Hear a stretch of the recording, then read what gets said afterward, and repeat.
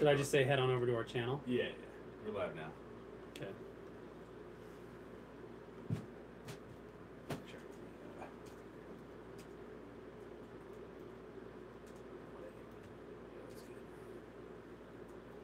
Got audio from there, yeah, cool.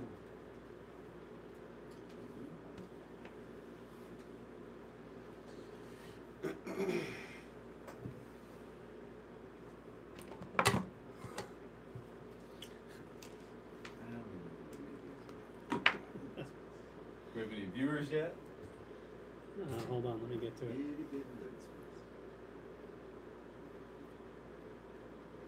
Zero viewers. Zero viewers. Oh, there we go. It looks better now. Okay, good.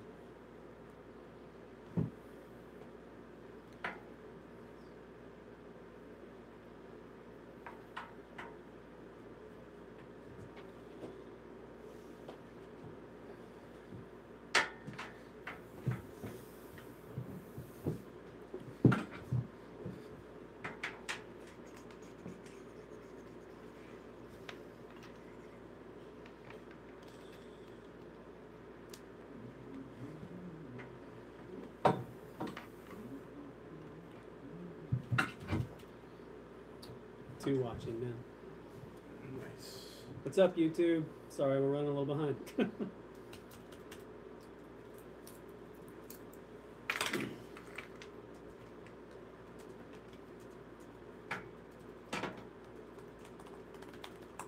That's cool. It gives us time to do our urban vinyl ad. Then we get demonetized or something because YouTube's all crazy. Okay.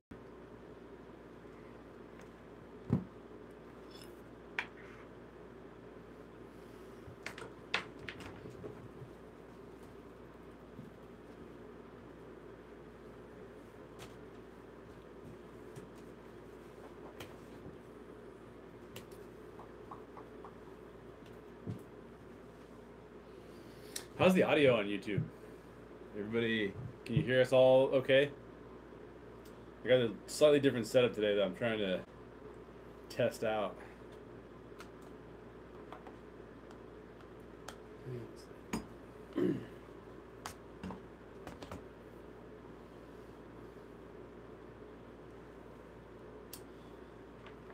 Chris Wetzel says we're good. Nice. Chris Wetzel is necessary for the discussion because he's seen it. He's seen the Cloverfield Paradox. The Oscar-winning film. The film that will not win any Oscars.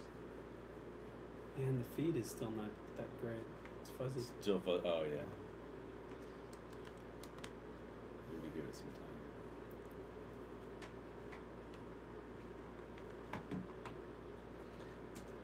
Chris, can you hear the air conditioner?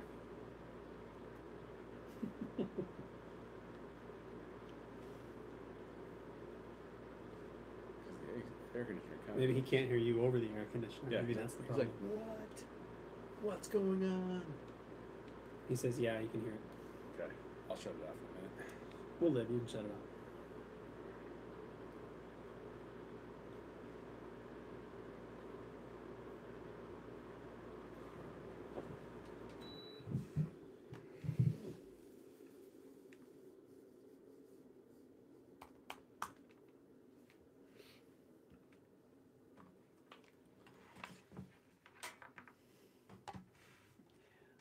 Bugs me that the feed looks like that. Yeah, there's really like nothing you can do about it. Well, also not totally centered on the screen. I don't know. What are we looking at? Move it which way? I don't know.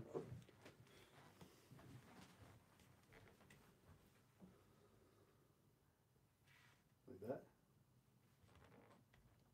Yeah, there you go.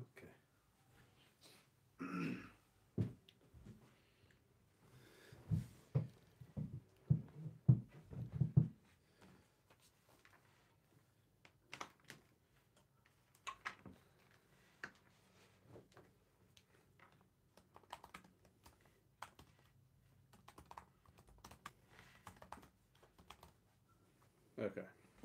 Okay. Testing on this. Testing on the microphones. Can I test yours too? Check, check. How's it going, everybody? Nice. Pretty good. Pretty good testing. All right, I think we're good on our audio levels on this side. Different audio levels for the live feed, so that's always a trick. But I think we should be good to go on our podcast side.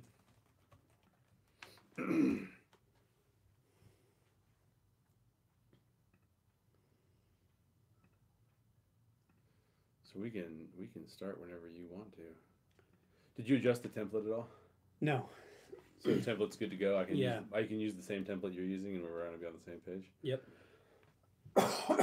Okay. Indeed.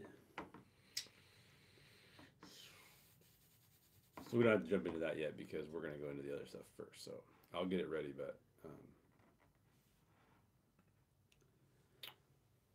we don't talk about it. And I actually have to make a couple notes on what I'm going to say.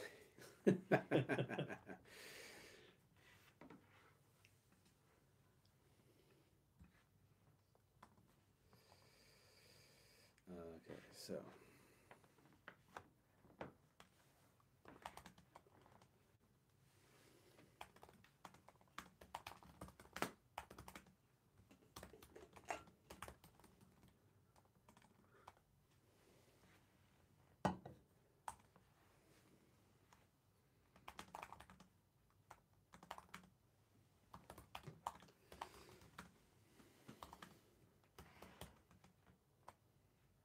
How you guys doing out there in YouTube? How many do we have in YouTube land? We got 5 right now. 5 in YouTube land. All right.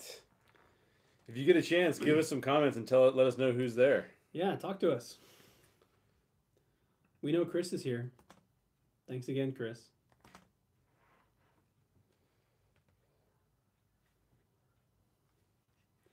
We'll get started in just a few minutes here.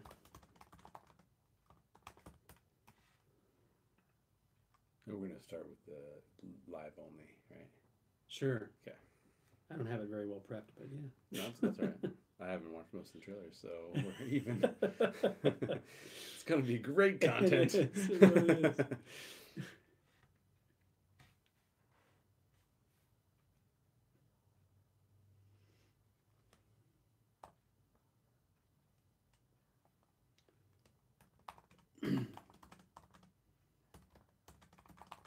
Do you want to just dive into that now?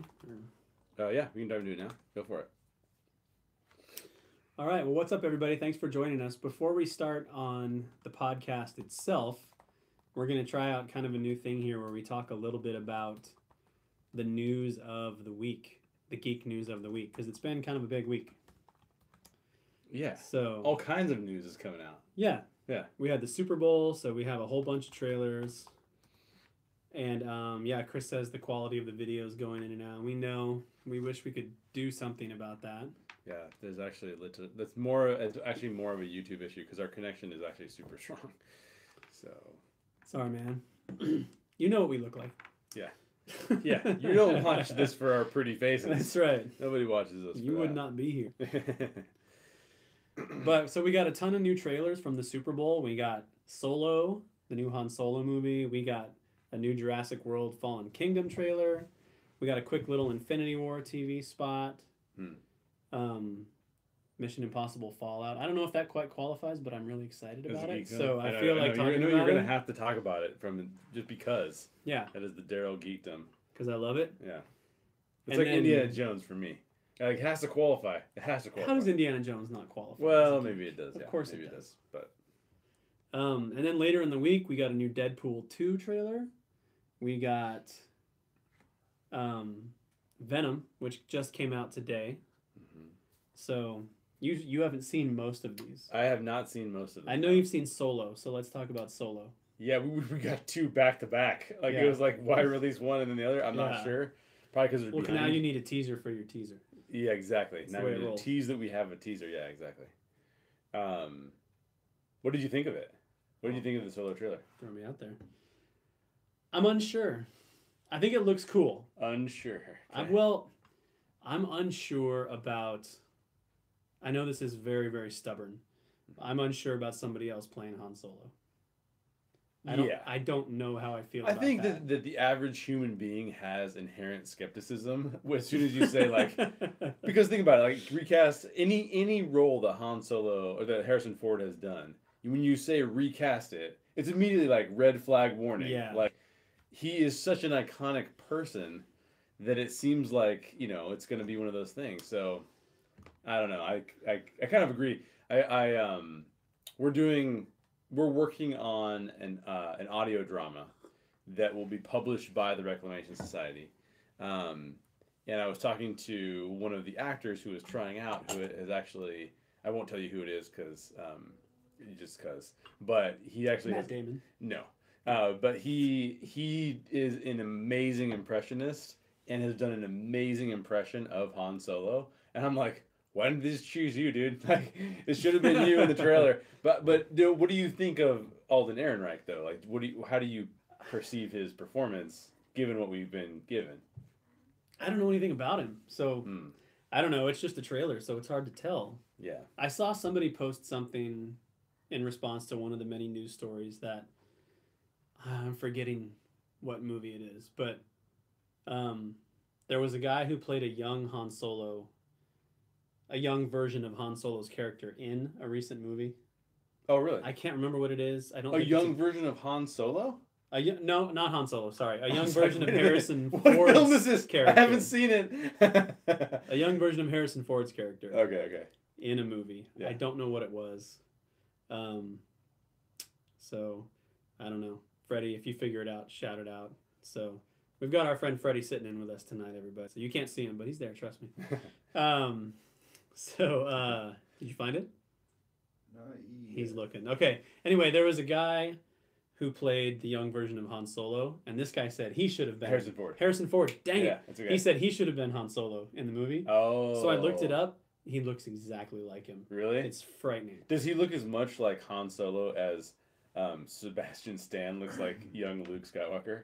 Because that is uncanny. Have you seen the photos? I've heard that. I guess I don't see it. You haven't looked it up? But... Okay, if anybody's on YouTube, go to another browser, open up another browser, and go look up Sebastian Stan as Mark Hamill or as Luke Skywalker. And it is unbelievable. It is unbelievable.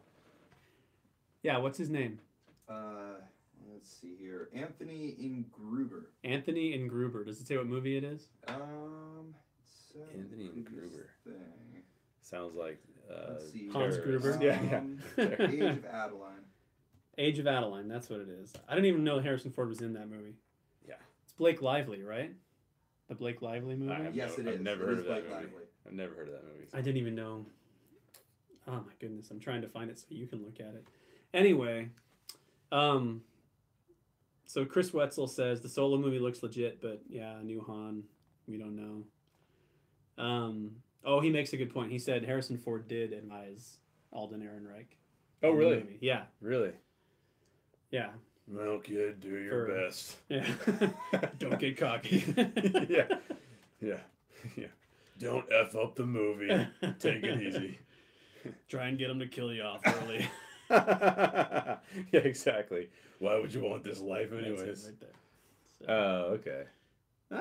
You can go look up Anthony Ingruber and you can see the guy we're talking about. I don't think the problem is that Alden Ehrenreich doesn't look like him. Yeah, but it's just we didn't get enough to tell. I'll say this. I think Donald Glover as Lando is looks perfect. Awesome. Yeah, it's perfect. When I first saw the trailer, I thought, I don't know that Ehrenreich is getting it. I'm not sure he's getting it. However, upon multiple viewings, which I have watched multiple times, sure you have. I believe that the when he says that line like, thought we were in trouble there, but we're all right. It's okay. It's fine, or whatever he says. The first couple times I heard it, I was like, it's not quite right. And I even heard somebody play like a similar Han Solo line from Harrison Ford from the movie. Wow, you really dug into it.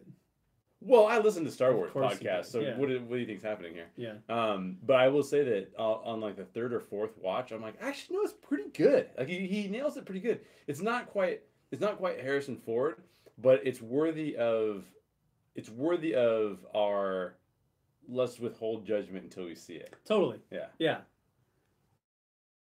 So I mean the visuals are cool. I thought Woody Harrelson looks cool. Yeah. All the enemy all the enemy dudes that show up look cool. I don't know the actress's name. I don't watch Game of Thrones, so I don't Emilia know. Clarke. Yes. Yeah. So since I don't watch Game of Thrones, my only context of her is pretty much Terminator Genesis. Oh. Which is a terrible context of anybody. So I watched Game of Thrones and I have no clue how it will translate. Yeah. It's such a unique role that because there's so many people that like for example, right? You say to me, Sean Bean is going to be a medieval knight. I'm like, yeah. Who else is going to play medieval knight? He's gonna have a sword. He's gonna betray people, and that's him. He's in every fantasy franchise ever made. But I don't know that that also translates well into other movies and other roles. Yeah. Necessarily. Yeah. So, anyways. Yeah. So what other trailers came out? Well, I'm excited about Solo. I'm excited. I am too. Yeah. I mean, it's a new Star Wars movie. I was shocked about the tone of the cinematography because I thought it was going to be like a big joke movie. Yeah. And I thought it was just going to be really weird. It probably would have been if they would have kept the original directors. Maybe. But I thought that it was actually intriguing to me. Yeah. The music is a little. There were times where I liked it. I liked the music when it was kind of more of like the rock soundtrack. But as soon as it moved into rock soundtrack playing the classic Star Wars theme, I'm like, oh, why are you doing that? It just seems like a fan film type thing to do. You know? Fan service. Yeah. So, anyways.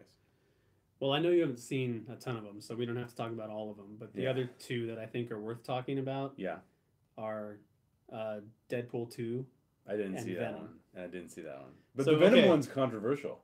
It is. Yeah. It is, and I'm on board with the controversy. Oh, so you're not a fan? Because it gives us, I mean, Tom Hardy's in it, so that makes me happy, but it gives us nothing.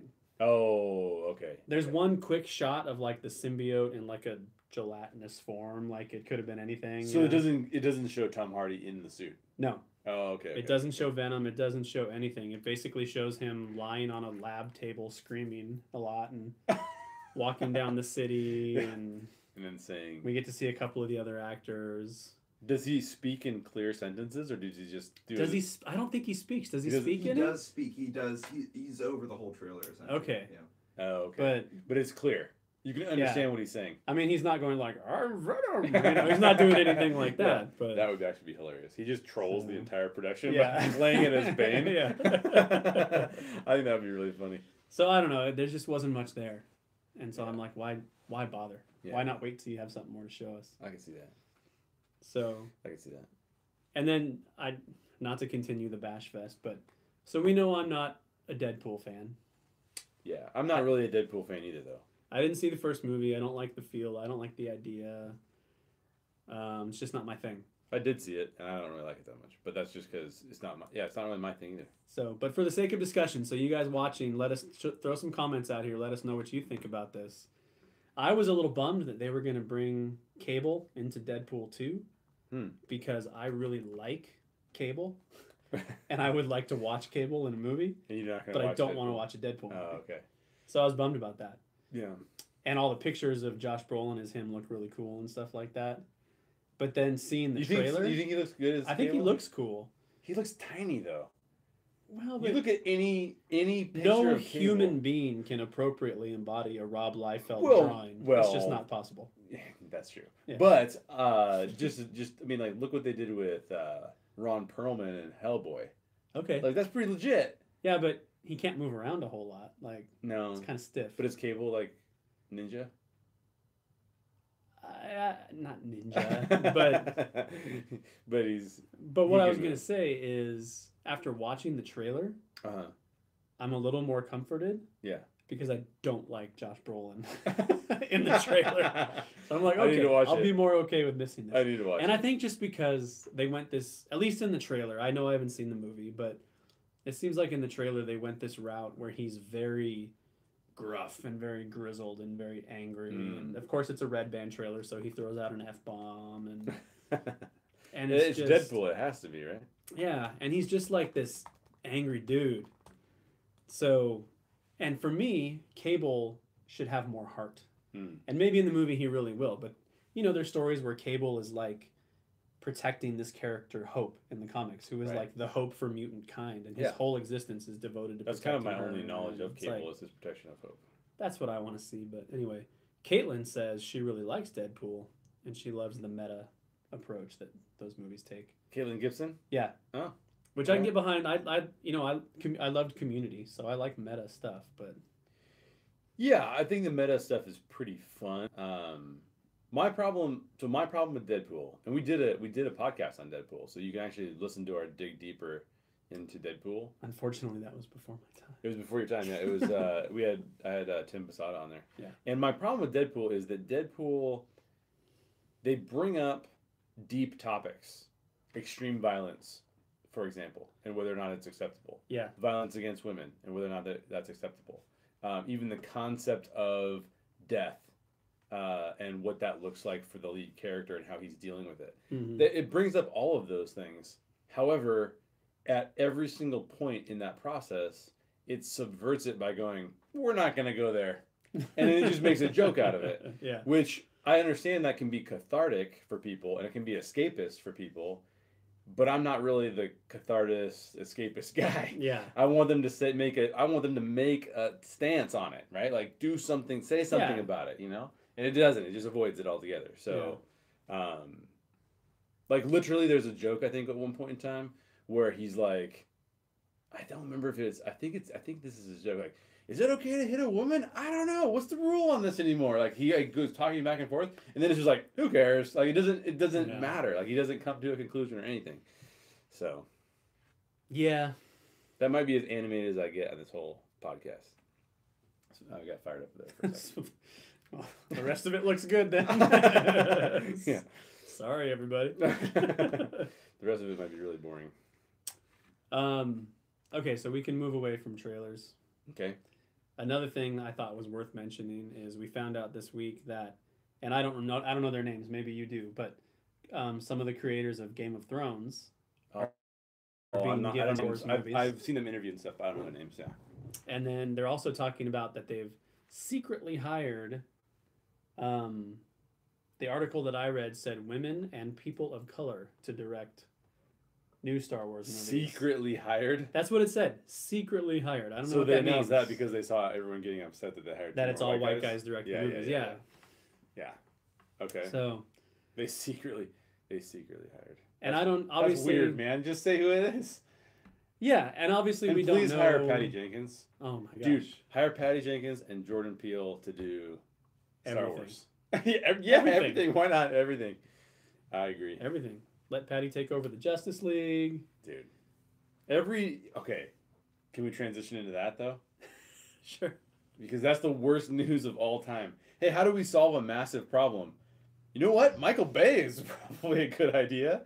Oh, you're talking about that. Okay. Gosh. So yeah, Michael Bay the worst. Is apparently in talks, I suppose. Yeah. To direct a Lobo movie. First of all, do we want a Lobo movie? Do you guys know who that is when we say Lobo? I know who it is. I'm down with it. I'm down with the. Seriously? I am. Oh my gosh, I couldn't care less. Well, I'm at least willing to go there. But as soon as you say we're going to bring Michael Bay in to direct it, I'm like, I don't want to go there anymore. I don't want to. Yeah. I don't know that there's anything that Michael Bay has directed in the last 5 to 7 years that I've wanted to watch. 13 Hours was good. The Secret Soldiers of 13 Hours was good. I like that. Did he direct that? Yeah. Okay, fine. I like one movie. Yes. One movie. Since The Rock, which in my mind was his last great movie. I agree. The Rock is good. And that was over 20 years ago. I think the first Transformers movie is okay. Really? Well, if Megan Salinas is watching, I have to. I have to make her feel good about that. But no, I think it's all right. It's entertaining at least. I know you hate Shia LaBeouf, so that's going to be a barrier. I cannot be entertained. That's going to be a barrier there. So they did agree on one thing though when they talked about it, that they didn't want it to cost over $200 million. That's at least. He should be given a budget of $20 million and say make a good movie because it's probably not possible. Well, Chris Wetzel says Michael Bay could go for the rest of his life without directing a movie, just on the money he's made from Transformers. Oh yeah, dude, super wealthy. And I'm on board with that. He could probably go the rest of his life. Go the rest of your life without directing a movie. I'm okay with that. That's fine. I think he could probably go the rest of his life just off the Ninja Turtles money. Oh yeah. But Caitlin says, "Don't forget about Coyote Ugly." I don't think he directed Coyote Ugly. did he not? I know Jerry Bruckheimer produced it, but I don't know we that can- Michael we Bay can- directed it. We can ask. It IMDb. looks like he directed it because all of Jerry Bruckheimer's stuff looks the same, but so I'm only 2 steps away from telling you who did it. Directed by David McNally. eh. And there's a Deadpool ad, so they know exactly who's here right now. But it's an understandable thing because Jerry Bruckheimer's movies all look like Michael Bay movies. So Well, why didn't he? He might as well have directed that movie. Actually, no, because then every time they would have had the jumped on the bar, it would just been explosions everywhere. the way you can tell if Michael Bay directed a movie is if there's an unnecessarily long shot where the camera pans up and circles around somebody in slow motion. Then you know it's a Michael Bay movie. Or Shia LaBeouf is in it with Megan Fox. Sure. Yeah.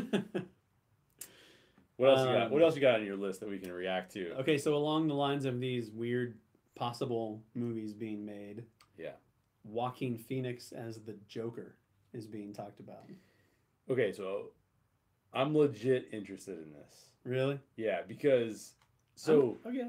Joaquin Phoenix pre-fake rap career was pretty legit, dude. Like he was because you think That about was a good episode of Letterman, though. I mean, I don't know if you saw that. I but did see that. It was good. the most awkward thing of all time.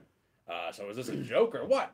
He's like, no, man, this is my new career. It's like, whatever, this is stupid. But that's my Joaquin and David Letterman impersonation. Neither of which is good. I don't know. I think he can be a decent actor. I think that he was good in Science. Well, he's obviously a great actor. It's just Fantastic. a matter of whether or not you enjoy him. I remember watching Signs, Yeah. and I remember watching him in that, and I'm like, dude, I'm gonna like this guy. I'm Yeah. gonna follow him. He's gonna be great. Yeah, he's fantastic. And I think that was the last time I remember thinking that. I feel like I saw him in another movie that I really liked him in. He's one of those people that I just don't enjoy. Really? Yeah. And it doesn't mean he's not good, because one of those people that I don't enjoy is Meryl Streep. And nobody's going to argue that Meryl Streep is not an amazing actress. Well, okay, so I feel kind of the way that you're speaking about him, the way about Matt Damon. But you love Matt Damon. Oh, no. You love Matt Damon, but every time I see Matt Damon, I'm like, Matt Damon. All right. Yeah, so. Yep. Anyways. But it's a Joker. I mean, obviously, if it's going to be a Joker film, there's got to be some origin to it. An origin of the Joker? Well, how can you not have an origin of the Joker if you're going to tell an entire film focused on the Joker? Yeah, true. Yeah. But that's going to be weird. I don't know if I want to see an origin of the Joker. I don't. Yeah. I don't. I think, Caitlin, you commented on Facebook about this just a little while ago tonight, that I would not want to see an origin of the Joker because I like the mysterious Joker from The Dark Knight. Yeah, you've always said that. And I tend to agree because as soon as you give him an origin, if it's not awesome, it just takes away. Like, I don't know. Yeah, I don't know. I don't know if I can get behind that. Yeah. Yeah, not so good. So, but going back to the Star Wars thing, so who knows what's going to happen? Yeah. You know, Game of Thrones creators, whoever is going to make Star Wars movies. Yeah. It sounds like they're planning a buttload of Star Wars movies. Oh, really? Hey, I'm a Well, they're fan going of to give that. Ryan Johnson a whole nother franchise. Right, because he's going to have a trilogy. Yeah. And then the Game of Thrones guys. It sounds like maybe they Are they getting a trilogy? I don't know if it's a trilogy. Okay. I don't know. And then they've secretly hired a couple other people. So Secretly hired. So I funny. just don't. But then, you know what? They go through directors so much, they got to hire as many as possible. Yeah. It's like, oh, let's hire this guy. Let's fire him. Like, forget it. We just got another comment. Was that you? Okay. Freddie just threw another comment in. So it is a Martin Scorsese film. Yes, as Martin Scorsese said in 80s Gotham. Because so if you guys couldn't hear that, Freddie says it's a Martin Scorsese film set in Gotham in the 80s. Dude, I'm all in on that. But I've seen posts that it's a Todd Phillips film too. Maybe he wrote it. I don't know. I don't know who Todd Phillips is. He directed like Old School and the Hangover movies. He's a comedy director. That's weird. Yeah. That takes away from my excitement. But if Scorsese is doing a Joker film, like that's cool. Phillips co-wrote the script. Okay, so Phillips co-wrote the script. But how crazy is that? Like, we used to live in a time when the comic book movies that we got were Tim Burton's Batman, and then the ridiculousness that came after Tim Burton's Batman with all the other Batman movies. Yeah. And now we're living in a world where Martin Scorsese will make a movie about the Joker. That's brilliant. What a time How to did be we alive. get here? Who knows? Who knows? But I will say, I saw this really funny joke. Somebody had posted I can't see a film without these people in it as these roles. And they posted Chris Evans as Captain America. And they posted Hugh Jackman as Wolverine. And then they posted, I can't remember who the other two people were. You know, it was like Wonder Woman or something. And someone in the comments writes, this is a Facebook group I'm in. Someone writes, Batman, Christian Bale. And then someone else writes, Batman, George Clooney. And it's clearly just trolling the other person. I just had to laugh because that was really funny to me. Anyways. I agree with George Clooney humor of the day. I agree with Chris Evans, and I don't necessarily agree with Hugh Jackman. I'm ready to see somebody else. I would love to see Tom Hardy play the Wolverine. I think Hugh Jackman's great. I think he's a really friendly, fun dude. But I don't think he's the perfect Wolverine, honestly. Yeah. He's great because he's a good actor. But I think there is a better Wolverine out there. I think Chris Evans as Captain America is awesome. But I would have loved to have seen what was going to happen if he said no. Because they almost gave it to John Krasinski. That'd be hilarious. I would love to have seen that. That would have been fourth wall breaking all the time. So Caitlin would have liked it because he would have been in that mode. He'd be like, they'd say something, he'd be like, just like from The Office. Yeah. That's what would happen. And they'd be like, Captain America is too jokester. And he'd be like putting Thor's hammer in Jell-O and stuff like that. Exactly. Yeah, exactly. Okay, I think that's a good lame joke to end on and move into our real podcast. Oh, okay, then we have to get real serious then. We even have a script for some of that. But you guys that are watching, this is something we're going to be doing as we go with our live stuff. We're going to take some time to talk about the geek news of the week just for those who are viewing live. So this will not be attached to the podcast. This was exclusive stuff. So come back and join us for these shows to hear more ramblings. More ramblings from the Story Geeks. So on this one, you start out and then Okay, so here we go for the regular show. Thanks for joining us for the regular show, by the way. We're glad to have you. So what's up, Story Geeks? My name's Daryl. I'm going to start over. That was dumb. Yeah, start over. I did it wrong. Yeah, it's no big deal. Bloopers. This is what happens behind the scenes. If you're watching live, this is what happens. What's up, Story Geeks? It's Daryl. So we are geeks, and we love geek stories. So that means science fiction, fantasy, comic book films, superheroes. So, which is why we want to break down geek stories and discuss how we might make them better. So, because some stories disappoint us, and we can obviously make those better, but even the great ones, we can make those better too. Tonight, we're talking about one that disappointed us. Yeah, and we would really love for you to join the conversation. So I'm Jay, and we want to hear how you would make geek stories better. So make sure you're subscribed to our blog, iTunes, Podbean, Stitcher, or YouTube, and leave us a comment. If you're watching live on YouTube, which is most Thursdays at 7:30 Pacific time, so we're in Los Angeles area, you can even ask us questions while we're streaming. So click that subscribe button so that you can join us. And thank you for listening. The Story Geeks podcast is produced by the Reclamation Society. That's right. So today's topic is the Cloverfield Paradox. So if you're not familiar with that, then you haven't been using the internet this week. But the Cloverfield Paradox is the third installment in the franchise. I use air quotes because they're kind of loosely connected, but the Cloverfield franchise. And it was dropped by surprise right after the Super Bowl by Netflix on Sunday night. So it's brand new. You may not have had a chance to see it yet. And if you haven't, we're going to spoil the heck out of it. So I warn you now. Maybe go watch it and then come back and listen to this. Although it's not the best movie in the world, so... Yeah, it's... Maybe I don't worry about it too much. There's not a whole lot to spoil, to be honest. It's so poorly constructed. But we're going to make it better. We are going to make it better. So here's how that works. The way that works is Jay and I have each chosen 3 ways that we would make this movie better. Now, we have some rules. We cannot recast anybody. and we cannot replace any crew. So no new directors, no new writers, nothing. We have to stick with what we have. Only story solutions on making this better. That is right. So after we each read our top 3, it is complete anarchy. We each get to make one more additional change to the movie, but this time there are no rules. So the rules you just said will not apply to our 4th option that we're going to state. But there's one catch. That content is only available to Patreon supporters. It's exclusive content. So if you like what we do here at the Story Geeks, definitely consider supporting us on Patreon for that additional content. Because that content usually tends to be really, really fun content. And I do want to thank this week, we have a brand new Patreon supporter, Wade. So Wade, thank you for supporting us. Thank you, Wade. Thank you for being a patron. You're our superhero, and we appreciate you. We do indeed. And another way to support us is to write iTunes reviews. So that helps get visibility up on the podcast. It helps other people see what we're doing, and helps us keep doing this. So do we have a review to read? We do. We have a review to read at the end of this, yeah. All right. Oh, at the end. So we will read a review at the end of the show. Sorry. Yeah, at the end of the show, we will read an iTunes review. And yours could be read, like you just said. Yeah. Do an iTunes review so we can read it. Please.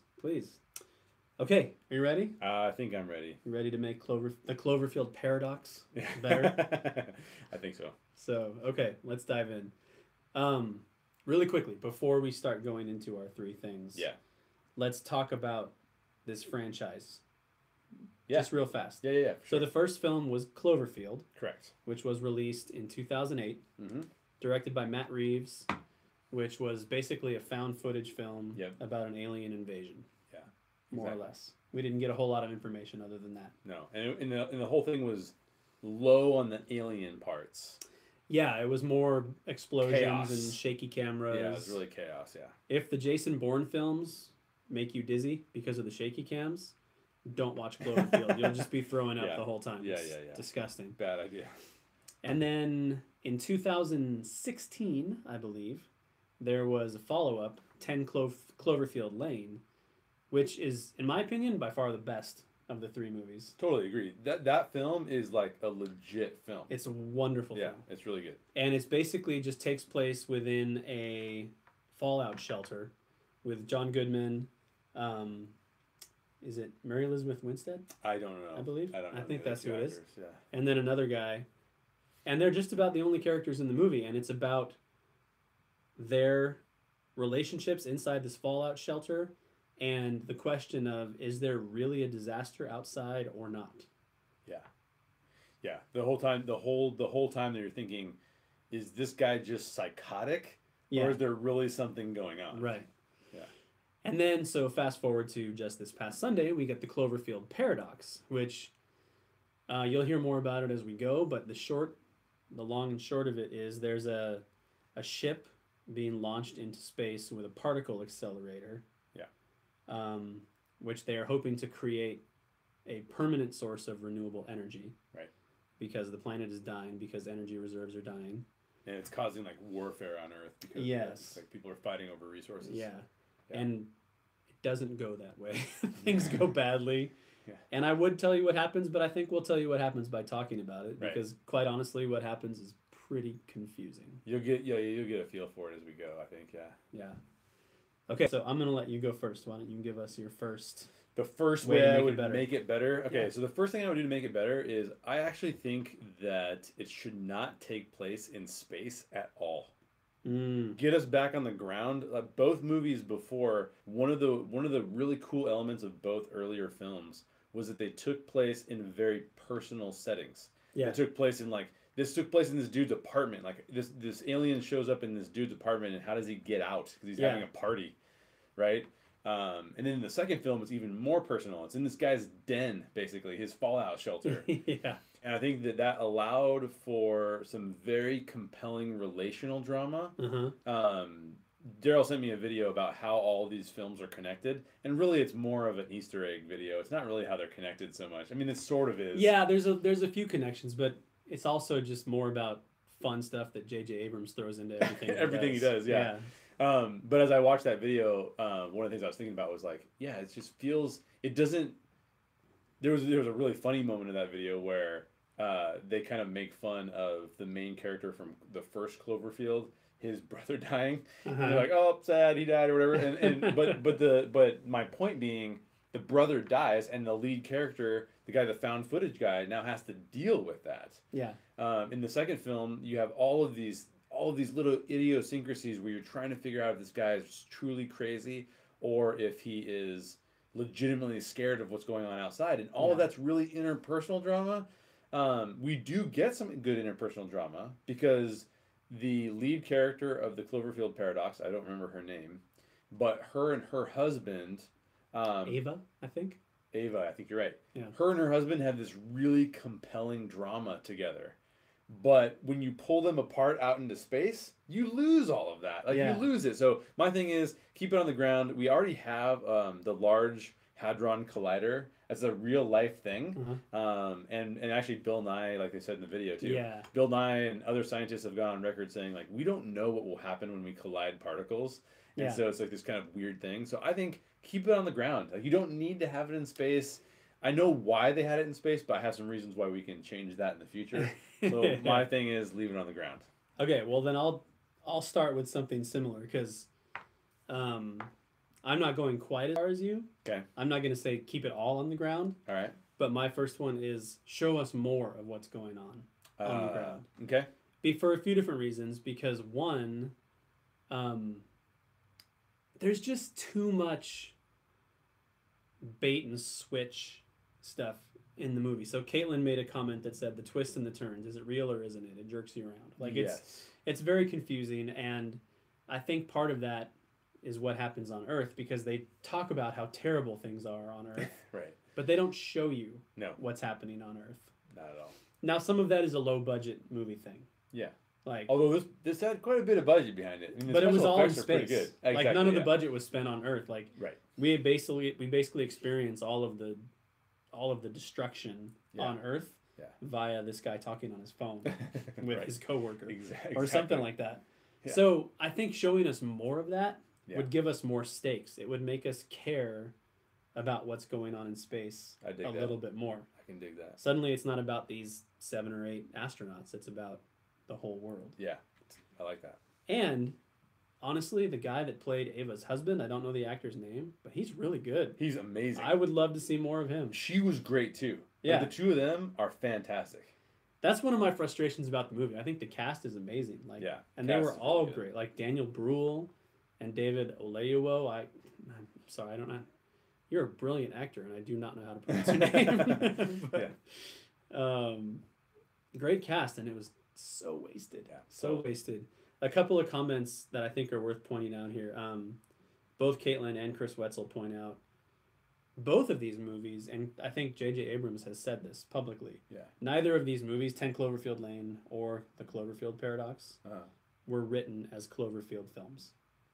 They were written as their own thing. But this could be shared universe, so throw it in. Well, yeah, and J.J. Abrams and his team came in and bought them and tweaked them. Got it. To make them Cloverfield movies. Yeah, that makes sense. So, okay, what's your second one? Okay, so my second one is that I believe that she should be dead in the alternate world. Ava. Okay. So this is what's really compelling about this film, is that the lead character is given a choice. We clearly understand that she has had trauma in her family because her kids have died. I don't think we learned how they died, right? We just know that they've died. Did you get that before the whole moral dilemma thing came up with them being alive? Yes, but because I didn't. Oh, okay. I got it, but it was very subtle. I was like, oh, she's got kids. Yeah, my wife and I were like watching next to each other, and she goes, "They're dead, right?" She's okay. And I go, my wife caught it too. Sure. We're just not as smart as our wives. Yeah, that's not surprising. But that's a really good drama. Like she is super connected to her husband, and they have gone through this traumatic event together, and that's a really compelling way for her to have a choice. Because now she would get to go back and see her kids who she hasn't seen in years. But the weird part of it is they're not her kids. Well, they all convince her like those are not your kids. Yeah. Part of the reason why it's especially weird is because there's another her. Yeah. If there wasn't another her and she could feel like but they want me and I want them. Because Yeah. the truth is they don't want her. They want their own Ava. Yeah. But if they really did, if they had the same compelling like drama, like no, we really do want you. So just follow me for a second here. If it had taken place on the ground, and she had transferred universes on the ground, she could have actually met them. She could have actually been like, I can't believe this is my husband and these are my kids, and they can't believe that she's back. Yeah. There could have been this like really weirdness going on about that, where they didn't know it wasn't her, so they all think it's her. Now that her decision is so much more complex and so much more compelling. Mm-hmm.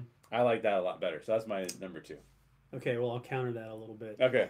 So fair enough. My number 2 is, I'll explain this more, but basically pick what kind of movie you want to be. Yeah. Because there's so many different things going on here. It's in the Cloverfield universe. Yeah. So we go into this movie, they hyped it as, I think the Super Bowl spot for it said, 10 years ago, New York was attacked by creatures. Now find out why. Yeah. First of all, we didn't get that. This movie did not deliver on that. No. Not in my mind. Not in a clear way. Not in a clear way at all. But it sets you up to go in it as essentially a monster movie, like Alien, or that movie Life with Ryan Reynolds and Jake Gyllenhaal, or pick your other movie that's like that. Sunshine. Well, that one's a little bit different. A little bit different. But the whole idea where you go into space and you get attacked by an alien. There's even an Event Horizon feel in there. But there is. I knew we wouldn't be able to make it through. Halfway through, there was like, wait a minute, what is this? What is going on now? You know what I mean? But it's true. That's the question. Is it Alien? So is it a movie where you're being threatened by aliens? Right. And many things in the movie make you think that's happening. Yes. Is it Event Horizon? Is the ship alive? Is it demonized? Well, because the guy... Is it a movie about alternate realities? Yeah. The controversial guy in the beginning who basically... So the only way that you would know that things are going wrong because they opened up a rift in space-time, the only way you know that is because there's this crazy conspiracy guy who, by the way, the video on YouTube explained that was John Goodman's character's brother. Well, they have the same last name. That's true. They're related in some way. Yeah. But the only way we know that there's a rift in space-time is because of that guy. Yeah. Because he's taking the Bill Nye stance of like, this might screw everything up. Right. And he says we could, is it aliens, demons, and something else, right? Monsters or aliens, demons, like, I forget what else he said. I don't think he said aliens. Okay. He said monsters, demons, something else. But that's the only reason, like, so you're right, like, then you're thinking, and that sets you up poorly, because you're like, which one is this? Yeah. Right? So, yeah. I agree with you 100% on that one. So does Chris Wetzel. He said, I was expecting a monster on the ship. I was disappointed. Yes. And that's, if I'm going to make a choice, that's the movie I want it to be. A monster movie. Yes. Yeah, I agree. The dimension hopping stuff is confusing. Yeah. The stuff that they chose to throw in there is confusing. Yeah. At first it was fun. Yeah. I texted you while I was watching it and I was like, dude, this movie's crazy. Yeah. And that was right about the point when they found the woman in the ship. Yeah. And at that point, you still don't know what's going on and crazy things are happening. Yeah. And it seems super cool. It seems super fun. Yeah, that was the moment where I was like, so they had a couple of things, to your point. Yeah. And this is actually one of my future points a little bit, but I'll get into that later. Okay. To your point, there was so much going on. Yeah. Like think about some of the things, like the dude with the worms in him. Why? Why does the dude have worms in him? Because the only thing I can think of is that he got transferred into the alternate reality in the worm cage or something. Yeah. Like, why else would they be inside of him? Totally bizarre. Okay, so I'm going to a couple of previous Facebook comments that we got so when we started promoting this yesterday, Nathan Sheck commented and said, "Oh, you mean the absolutely anything can happen for absolutely no reason if we say alternate dimensions movie?" Exactly. That one? That's the one. Yeah, that's the one. Yeah. And that was the problem, right? Like you had this weird magnetism, and I guess the magnetism was supposed to prove out that like the collider was doing something weird, right? The atom smasher. Yeah, but why did the foosball table spin? Yeah. That's when I thought we were getting a monster. Yeah. So this is what's so frustrating about this film is that it actually sets up several things that could be really interesting. Yeah. But then as you look back on it, you're like, actually, it was just derivative of every single like Lost in Space movie that we've ever seen, and they couldn't pick one. Yeah. And there's so many other moments that are kind of fun ideas, like the worms getting transferred into Volkov's body. Yeah. Was a nice gross out alien moment. Yeah. But why? Why did that happen? Was Why that did they find the Volkov, or core was that the other guy? thing inside of his body? The bleached hair guy. He was the Russian guy, yeah. I thought Volkov was the other guy, the engineer guy. No, he was the Russian. You mean Daniel Bruhl's No, I'm saying he was Volkov is the Russian, but I thought that the blonde-haired guy was not Russian. No, he was. Oh, he was. Okay. Yeah. And what was the other guy I'm thinking of? Irish or something like that? Yeah, there was. Freddie says yes. Chris O'Dowd's character was Irish. Daniel Bruhl's character was German. Yes. Okay. And then, okay, so Chris O'Dowd like losing his arm in a ship. Yeah. When that happened, I thought that's cool. Yeah. Okay. And I was even okay with him not freaking out about it and kind of taking a comedic weird. approach on it. Yeah. But then when you have the arm come back later, Yeah. like what kind of sense does that make? Classic arm monster movie, man. There were some good jokes attached to it. Yeah. But it's just so pick what movie you want to be. And My choice is monster movie. And there was a lot of randomness. Yes. That was that. I think that while it was mysterious, it was like, okay, how are they going to connect these dots? And then it's kind of like, we're not. It's a rift in space time. And you're like, I don't know that would work for me. But and then the whole thing about the reason the whole dimensions thing just I just don't understand. Like, are they saying that because I read a thing afterwards that said this, that what they did is they didn't necessarily travel to another dimension. They caused two dimensions to slam together. Like a fringe. Some of the fringe elements are happening in that show. Which is what brought the monsters about, is what you're supposed to assume. Nobody said that, but I guess you're supposed to assume that. I guess, but that's just weird rationale, right? It'd be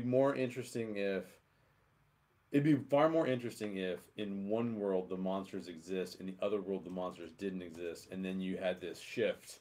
And now these people are going, and maybe these people don't want the rift to be there anymore, right? Yeah. They're like, we don't have any monsters anymore. This is amazing. Quick. Like, we're not going to open it back up. And everyone else is like, we got to open it back up. We just sent monsters over to the place that has no clue what they're doing with monsters. Yeah.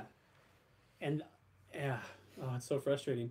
And what's frustrating, too, is you can hand pick the movies that they're ripping off with each thing. Yes. So, like, the worms in the dude's body, they're ripping off Alien. Exactly.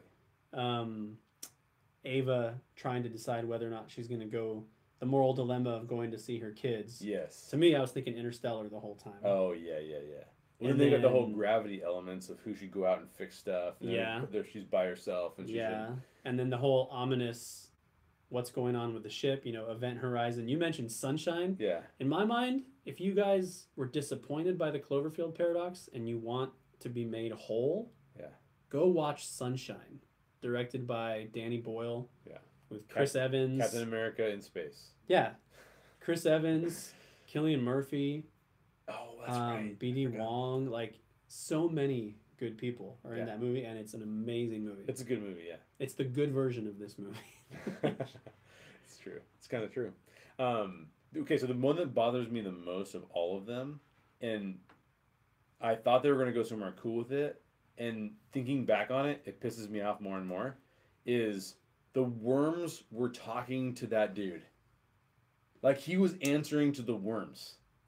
Yeah. When they were in his body, he was like sitting there, he's like, yes, I will do that, or whatever he's saying. And even before that, he was like adjusting long before that. Yeah. Like the first time you see him, he's like adjusting something on his face. Before the worms? He's like, yeah. Really? He's like, does I didn't this even look notice okay? And I'm like, what was that? Yeah. Like, so is he like an android? That's where I thought they were going to get into like, the demon thing. So I'm like, this dude's being talked to by like interplanetary like demon beings. Yeah. And they just don't even address it. Like, what is going on? Oh man. Now I am animated anyways. I know. Yeah. When I was watching it, Jamie and I watched it together, and I was telling her it's kind of like all of Lost compiled into one movie. It's like they ask all these questions that they're just never going to answer. They're never going to answer, yeah. And for some reason on a 6-season TV show, that's okay. I liked it, Yeah. but in this movie, it's frustrating. Yeah, which I think, like, if you tie together, like, the first part of the conversation where we said these performances are actually fantastic performances, Yeah, the issue is now, but nothing goes anywhere. yeah, So the performances feel really wasted. yeah. So, Um, should we do our midpoint break? Actually, real quick before we do that, because I think this ties into what we're talking about. Yeah. Chris Wetzel made reference to there's certain points in the movie where they start speaking Chinese to each other. And granted, I know one of the characters is Chinese, yeah. but he's right. It doesn't seem to make sense, like when they do or don't speak Chinese. I got the impression it was supposed to be when those two characters wanted to have a conversation that the others couldn't understand.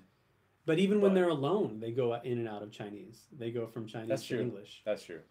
So I think about that. It makes me think of Firefly.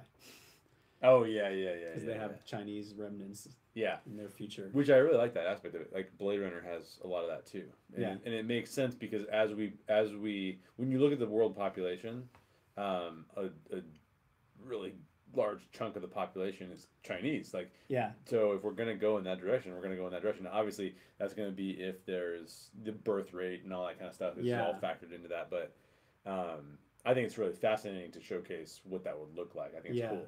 I like it a lot. Yeah, and Caitlin says, like you mentioned before, so most of the problems are with the story, not with the actors. Correct. Which I don't know what your break the rules one is going to be later, but mine will certainly talk about that a little bit. That's awesome. A couple possible solutions to the Chinese thing. Chris says maybe just to establish more relationship between the characters. Sure. Which I agree with. Caitlin says, Sam says, which I think Sam's her husband, says that's correct. Yeah. It's because Netflix is producing stuff for multiple regions. That's true. Cross marketing. That's true. Yeah. If you're gonna sell it in another country, add some characters in a different language. So, which actually is, we haven't talked about this, but geek movies and how they perform in China is actually a thing that people are thinking about now. Yeah. And every geek movie that comes out, you've got to think about how will this play for the global marketplace. Yeah. And our tastes in America are not always the same tastes as those in China. Yeah. We paid a bunch of money to go see The Last Jedi, and I know that's a controversial film. It got pulled in China, didn't it? China does not like it. Yeah, they're not fans. But take like Warcraft, they were huge fans. Warcraft did amazing. Warcraft did amazing in China. Does that mean they're going to make a terrible here? They said they were going to. Is there any chance they will just release it? We should do a Make It Better on that film because that film has a lot of problems. Oh, you haven't seen it? No. It's a little bit painful. I was not interested. A little bit painful. Well, before we get to our number ones, I want to let you know about one of the ways you can support us. We mentioned it earlier. We have a brand new Patreon account. Patreon is a service that allows fans to support creators like us. It also allows us to show our appreciation for supporters by offering additional exclusive content specifically to them, our Patreon supporters, like Wade, who was a new supporter this week. So thank you so much, Wade. Right now on Patreon, you can listen to Daryl and I come up with fan theories about geek films. And I am terrible at fan theories. Oh, here you go again. So that is a hilarious episode. And I talked about this last week too, but you don't want to miss my thoughts on how Kevin McAllister from Home Alone is connected to the DC universe. Whenever you talk about how bad you are at fan theories, it sort of puts it out there that I'm good at it, which you're setting people up for disappointment. I'm not that good at it either. Daryl's pretty good. Oh, come on. He thinks through them. I just think randomly, I just thought, I'm just going to throw it out there. One of my fan theories is about to be disproved in July. Oh, with the you can hear that one. You can hear that one on the show. We also had tease. We also on Patreon exclusively on Patreon. We had an epic Network 1901, the Story Geeks showdown, where we break down all of the things in The Last Jedi that people either loved or hated. So you definitely might want to check that out. You can catch the public version of that one, but we also have a Patreon version of that one where we assess more stuff. One of the theories we did not talk about, which it sounds like Caitlin is a little bummed about, is Jar Jar being a Sith Lord. We did not talk about that fan theory. We probably should have talked about that fan theory. Well, to support us and unlock that exclusive content on Patreon, you can do that for only $3 a month, less than a gourmet cup of coffee. So please support us. Head over to www.thestorygeeks.com and subscribe. It is super easy, and every time we release new content, you will be notified. And that brings us to our number ones. Brings you to your number. I have to go first? You're up first. So this is a really writer thing to say, and I will say that my number 2 and my number 3 were actually a lot more fun than this one is. But as a writer, one of the things that I take note of oftentimes is that a lot of creators put additional people in the film, but those people don't need to be there. So I think that there's just far too many characters. And I think the reason they put so many characters in the film was to showcase some of the tension in space that was actually happening on Earth that they were not showing us. So, for example, we learn when the rift happens, we learn that the world is really at war. It's like World War III on alternate universe. Yeah. Wherein in our universe, it was just everyone was getting increasingly tense and like it could be World War III. But they're full-blown World War III in the alternate universe. And I think that to kind of showcase what that might look like, we see different people from different countries in this spaceship. But ultimately what it comes down to is that those people are only there to show off their fun, weird stuff. But the fun, weird stuff is no good. It doesn't work. So from my viewing point of it, I would have said, like, limit your characters. So both the other films did this really well. They limited the characters. We bought into those characters. We cared about those characters, and we realized that in the outside world something was happening. We didn't quite know what it was, but it was something that we were really concerned about. In this, we're not quite sure what it is. We almost know a little too much. Yeah. There's stuff that's happening. And there's so many characters that I found myself thinking like, oh, I really like that character. Well, never mind. Yeah, exactly. So, and that happened to me several different times, and I feel like they were just playing with too many people. Yeah. So, and then the whole I don't know what the actress's name is, but the actress that they find in the wall panel. Yeah. She was a really good actress too. Again, great performance, but kind of wasted. She was weird to me. She was so stiff that I kept questioning, like, is she human? Oh, yeah. You know? There's also robots. So that's my thing. Is there's too many characters, and that's not necessarily like a fun problem to have, but it does as you see like 10 Cloverfield Lane has 4 characters. Yeah. And those 4 characters, really more like 3. One of them's only there exactly 30 seconds. Exactly. Yeah. But those 3 characters really. I mean, think of the interaction between the guy and the girl.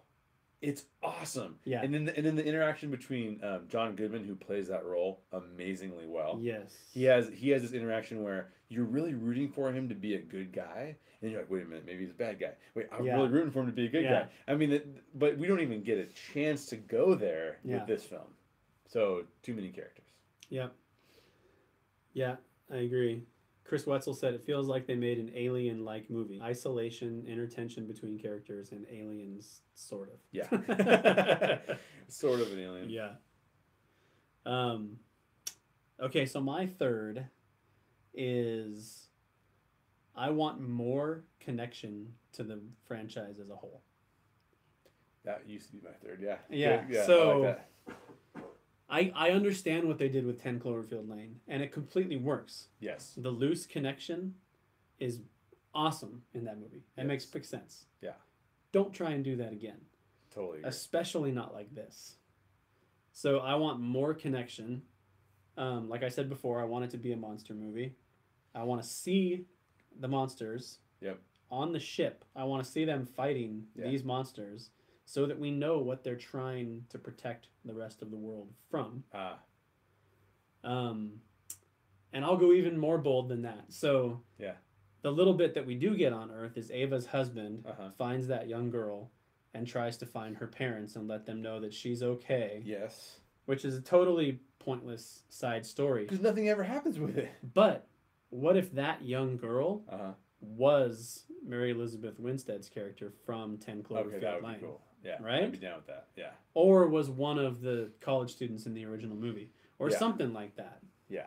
So can I piggyback off that real quick? Yeah.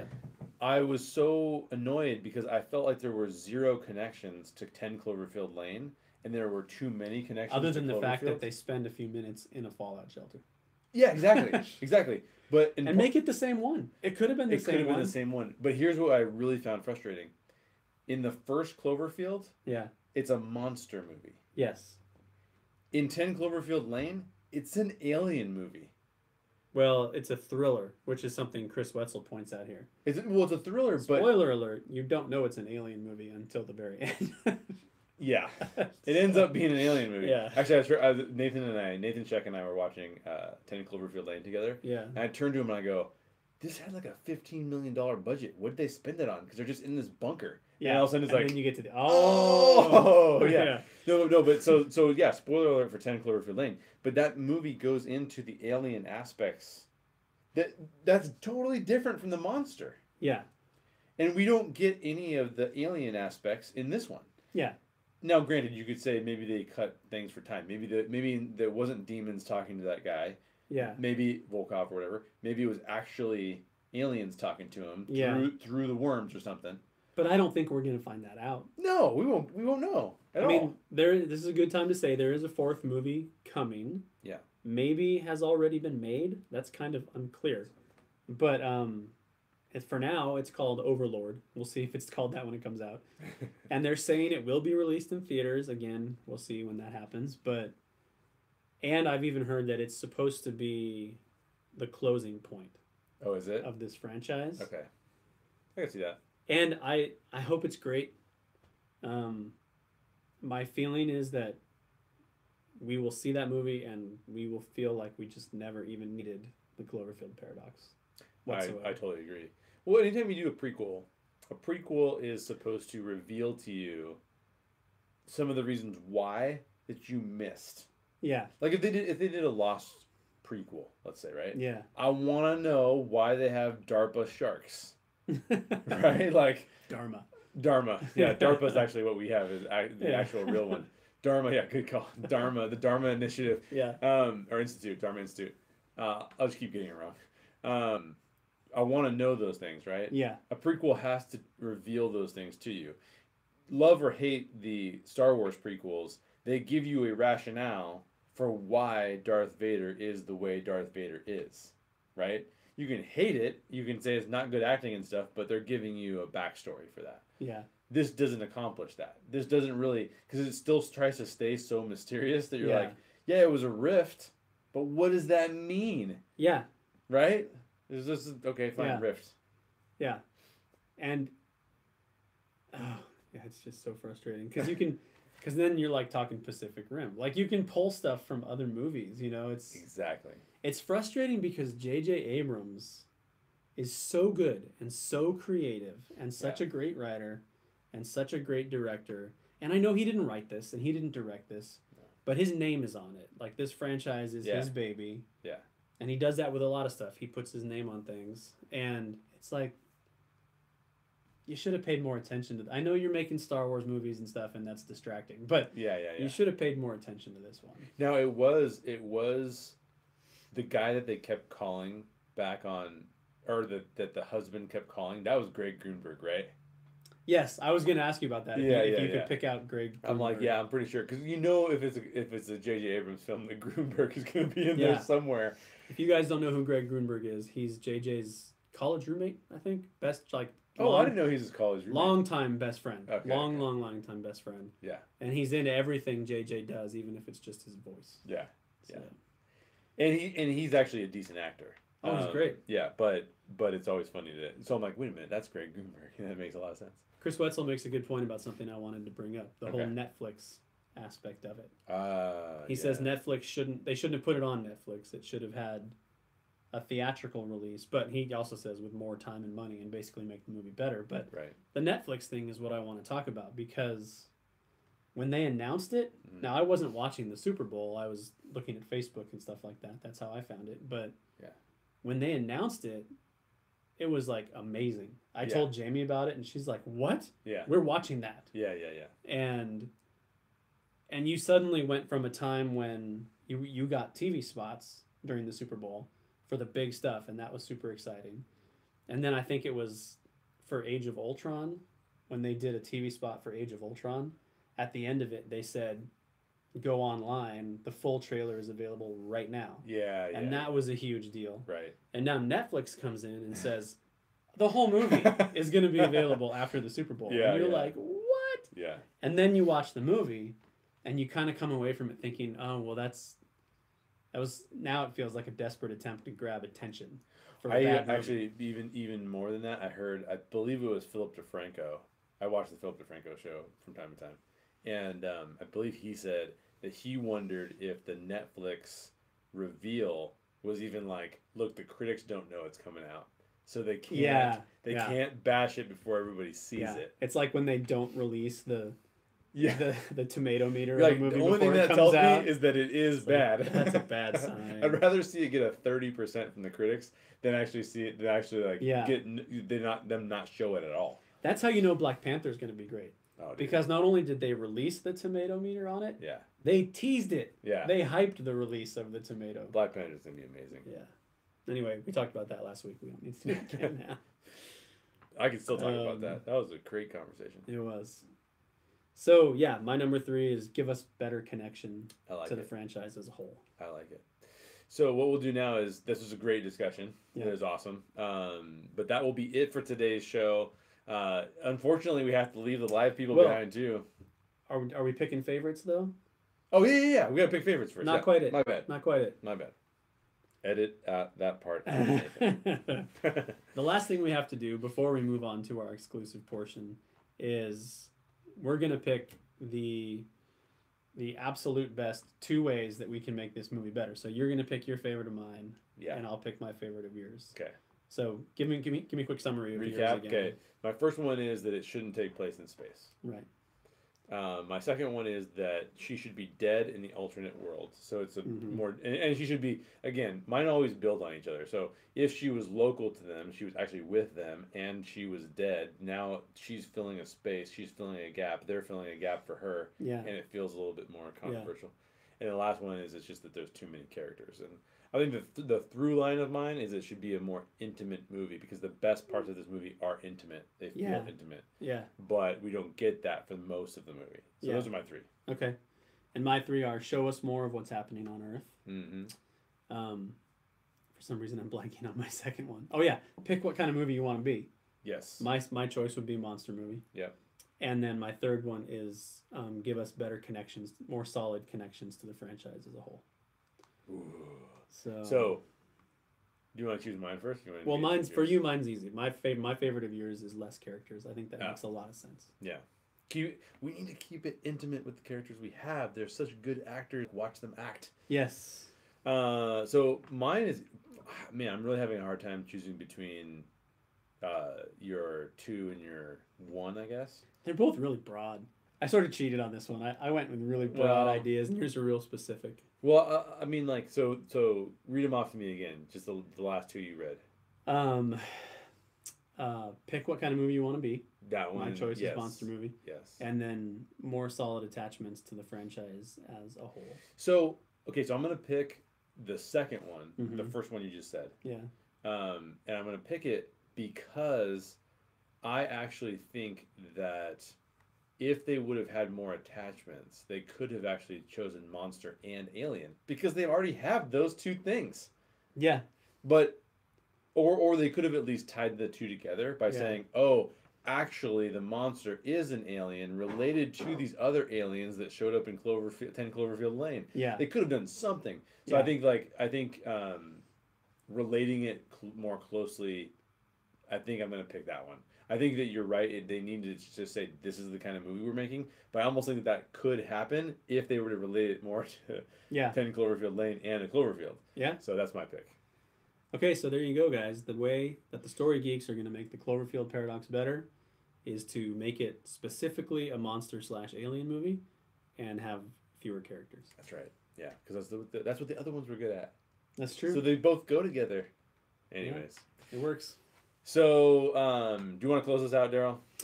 Sure. So, that was a great discussion. That was really fun. It was really fun. And thank you for everyone who joined us live. Yes. Yeah, Chris, Caitlin, those of you who have not identified yourselves. Yeah. Thank you for joining us. The internet. Yeah. that's it for this portion of today's show. So thanks for joining us. Do not forget to subscribe. Subscribe to the podcast on iTunes, Podbean. Subscribe to us on YouTube. The more subscribers we get, the more people will see what we're doing. So please consider subscribing. And as we said before, please leave us comments. Give us a review on iTunes. Leave us a comment on YouTube.